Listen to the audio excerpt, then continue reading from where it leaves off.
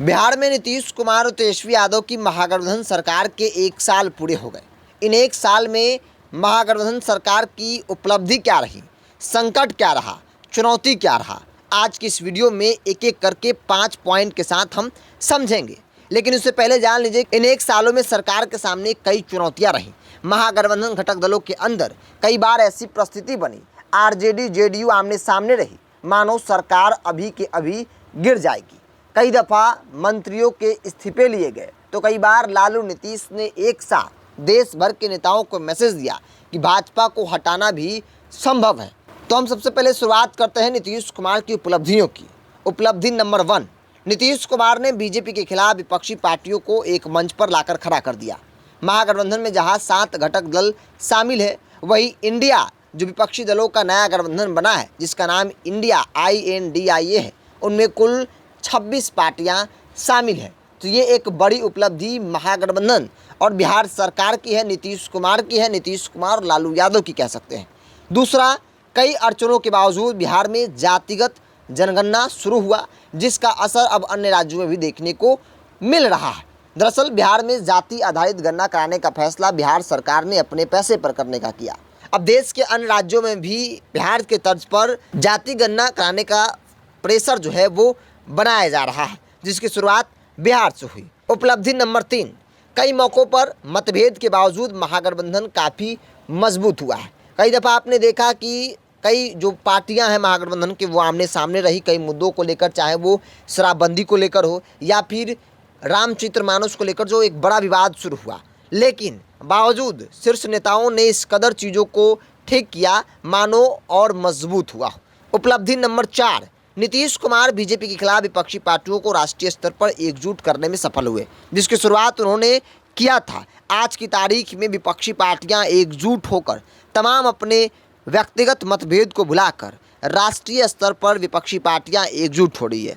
2 बैठकें हो गई, तीसरी बैठक महाराष्ट्र में होने जा रही है और जिसका श्रेय नीतीश कुमार को जाता है, बिहार के मुख्यमंत्री को जाता है।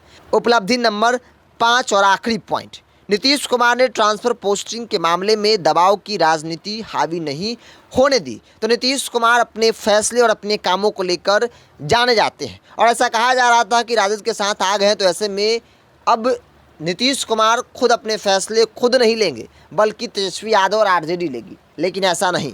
ट्रांसफ़र पोस्टिंग को लेकर नीतीश कुमार ने जैसे ही फाइल रोका, यह चर्चा होने लगी कि नीतीश कुमार आज भी वही है जो पहले हुआ करते थे, जो उनकी पहचान पहले हुआ करती थी, आज भी वही पहचान पर वो कायम है। तो अब बात करते हैं सरकार के सामने जो मुद्दा संकट बना, या फिर यूँ कहें कि सरकार जिन मुद्दों पर फेल नजर आई।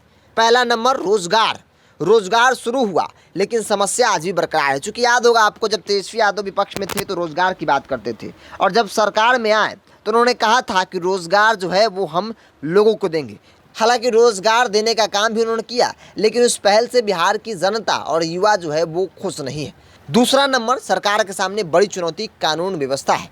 बिहार में जो इन दिनों परिस्थिति बनी है, बीते 1 सालों में खासतौर पर कहा जा रहा है कि कानून व्यवस्था में गिरावट आया है, अपराधियों में खौफ जो है वो खत्म हो गया। पटना की बात कर ली जाए तो राजधानी पटना में 30 दिन में 30 मर्डर हुए, यानी कि औसतन हर रोज 1 मर्डर हो रहा। तो कानून व्यवस्था जो नीतीश कुमार की USP रही है, नीतीश कुमार की पहचान रही है, उस पर कहीं ना कहीं बड़ा सवाल जो है वो खड़ा हुआ है।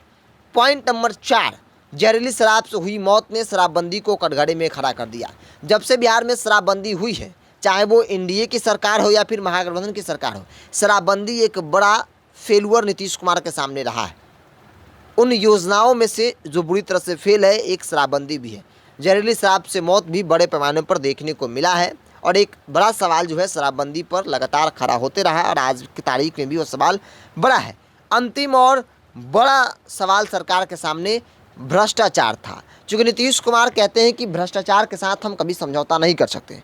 कई मौक़ों पर उन्होंने मंत्रियों से इस्तीफा लेकर यह बात साबित कर दिया। एक बार तो तेजस्वी यादव से उन्होंने इस्तीफा मांग दिया था, लेकिन तेजस्वी यादव ने इस्तीफा नहीं दिया तो सरकार ही गिर गई। लेकिन आज की तारीख में जब तेजस्वी यादव पर एक बार फिर से भ्रष्टाचार के आरोप लगे हैं, चार्जशीट में नाम दाखिल हुआ है, तो विपक्षी पार्टियां आरोप लगा रही है, सवाल पूछ रही है और यह मांग कर रही है कि तेजस्वी यादव से नीतीश कुमार नैतिकता के आधार पर इस्तीफा ले, चूँकि वो कहते हैं कि भ्रष्टाचार के साथ हम कोई समझौता नहीं कर सकते। तो ऐसे में तेजस्वी यादव कानून की नज़र में भ्रष्टाचार के आरोपी हैं, तो ऐसे में उनको इस्तीफा लेना चाहिए। लेकिन नीतीश कुमार इन दिनों मौन हैं और इन तमाम मुद्दों पर वो कुछ बोलते ही नहीं, जिसको लेकर कहा जाता है कि नीतीश कुमार ने भ्रष्टाचार के सामने समझौता कर लिया है। आपको याद होगा हाल फिलहाल में जब एक पुल गिरा जिसकी चर्चा हर तरफ हुई, और एक नहीं ऐसे कई पुल इन दिनों गिरे जिसको लेकर बड़ा सवाल हुआ कि भाई भ्रष्टाचार बड़े पैमाने पर हो रहा है और इसमें बड़े लेवल के नेताओं की मिलीभगत है, और यही बड़ी वजह है जो बड़े बड़े पुल जो करोड़ों के खरबों में बन रहे हैं वो धाराशाही हो जा रहे हैं शुरुआत पर, उद्घाटन से पहले ही। तो भ्रष्टाचार भी सरकार के सामने एक बड़ा चैलेंज है। आज की तारीख में हमने आपको 5 पॉजिटिव और 5 नेगेटिव बातें बताई सरकार को लेकर, उपलब्धि भी और संकट भी जो आज की तारीख में हर तरफ चर्चा हो रही है। नीतीश कुमार और महागठबंधन की सरकार के 1 साल पूरे होने पर हर तरफ चर्चा, लेकिन हम 5 बातों के साथ हमने आपको बताया कि ये सरकार कई मुद्दों पर फेल तो कई मुद्दों पर पास भी है। बहरहाल आप क्या सोचते हैं अपनी प्रतिक्रिया कमेंट्स बॉक्स में रखें। अगर आप मेरे वीडियो को यूट्यूब पर देख रहे हैं तो चैनल को सब्सक्राइब कर लीजिए, फेसबुक पर देख रहे थे पेज को लाइक और फॉलो कर लीजिए।